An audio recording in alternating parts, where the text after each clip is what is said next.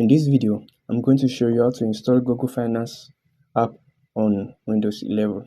So it's actually easy. What you're going to do is just on the search bar, search for Google Finance app. Just search for Google Finance, then click enter, then click on this first one, the Google Finance stock market prices. After you click on it, then go to the top right corner and then click on this three dots icon, then scroll down, then look for cast, save and share, then come back here, then click on install Chrome Finance, then click on install. After that, new window will automatically pop up.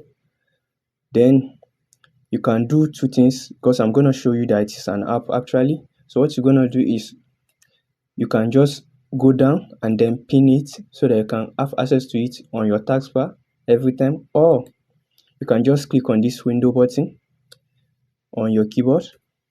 Now, as you can see, if I search for finance, as you can see, it shows as an app.